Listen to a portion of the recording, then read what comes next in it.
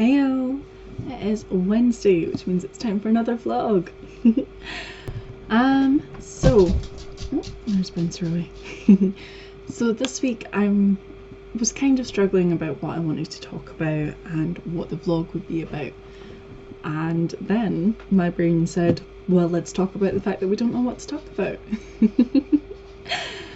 More specifically, let's talk about why we don't know what we want to talk about.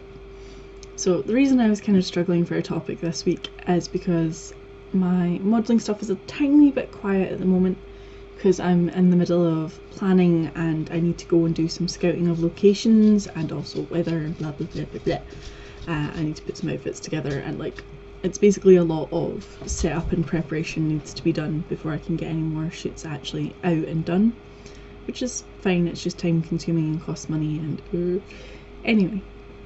The other reason I've kind of been struggling is because politics has been super depressing and I haven't been able to keep up with it, mostly for the sake of my own mental health, which frankly is not doing so great. And I know it sucks to do the whole, oh, depression is the worst and wah wah wah. But depression is the worst and wah wah wah.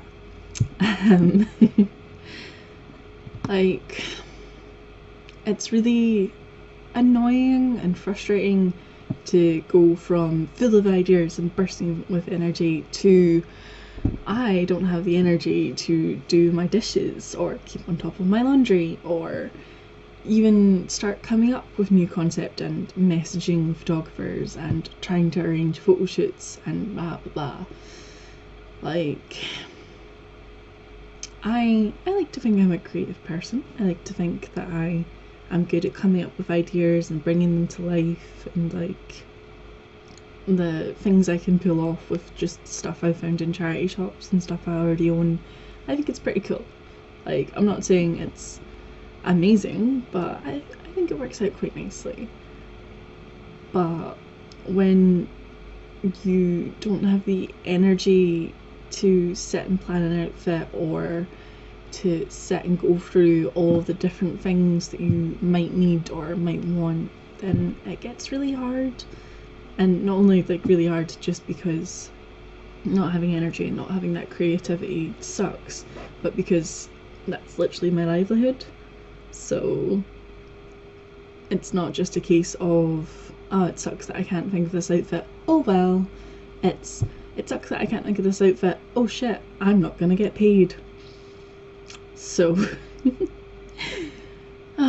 which only adds to the stress, and then the stress backs up the depression and the depression backs up the stress, and it's like they're both passing a ball, playing piggy in the middle with me. If you don't know what Piggy in the Middle is, it's a game, a horrible game, where you have three people. One person throws the ball to another person and the person in the middle has to try and catch the ball. They are the piggy in the middle. And it's usually two people that are taller than the middle person picking on the small person. I have always been short and have always been the piggy in the middle. But that's another story entirely. So yeah, I kind of wanted to talk about the fact that creative burnout is a thing. We all know it's a thing. We've had this conversation before. You've seen other creative folk talking about it, and I know a couple of people have been wondering why I've had less content on Patreon or why I've not been posting as much on Instagram, or just wondering why I've been a little bit quiet in comparison to previously, and why maybe I'm not talking about shoots as much as I would usually like to be talking about. And it's not that I'm stopping, it's not that I have given up, it's just I'm having a little bit of a low phase and need a tiny little bit of time to recuperate. But at the same time I can't exactly just, disappear for 2 weeks, because that wouldn't work out very well for me, would it? But it's times like this now more than ever where your guys support and comments and maybe not consistent messaging, but maybe just a wee comment here and there, loving your content, looking forward to the new stuff, just or hell, just an emoji. Just leave me a smiley face. Like, I don't always have the energy to respond to everything. I try and get to it eventually, but like, yeah. I am one person doing so many things. So many things. And like, I love it. It's not that I don't. This is not me complaining and saying boo hoo hoo. This is me just saying, hey guys, I am a human being. And like most human beings, I can't run 24/7 forever. Sometimes I will run out of energy or just be a little bit bleh. No, I know. Bouncer doesn't like it when I don't have energy. He's like, why don't you have energy? Why aren't you petting me and playing with me? But he is a dumb boy, and that's okay. Aren't you, Bouncer boy? Dumb smelly boy. Yeah. It's his anniversary. Today? Tomorrow? Today or tomorrow? We brought him home a year ago. Been here a whole year. Can you believe it? Can you believe it? Isn't that exciting? It's really cool to be sitting at 23 and have a dog and a fiance and saving up to buy a house, and like, it's really good. Like, I have a lot going for me, and I know I do. Just sometimes it's hard.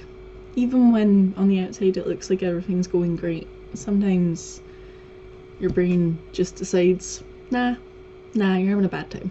It's not your day. It's not your week. Not your month. And it happens. I should almost definitely go and see if I can get some counselling again. But, you know, who needs counselling when you can talk to people on the internet? That's a joke. Please seek medical help if you are feeling depressed or stressed out or anxious or like any other mental health concerns. You shouldn't have to suffer in silence or grin and bear it or just fucking get on with your life because someone said, oh, you don't even have it that bad, or because your brain weasels are telling you that other people have it worse. It doesn't matter if other people have it worse. Your own mental health is far superior to these imaginary other people that have it worse. Like, take care of yourself. You're basically the only person that can. Like, other people can help, but it's down to you to make sure you're actually getting the help you need and running as best you can. Look at this little sook. Look at him. Look at you, your little eyes. Oh.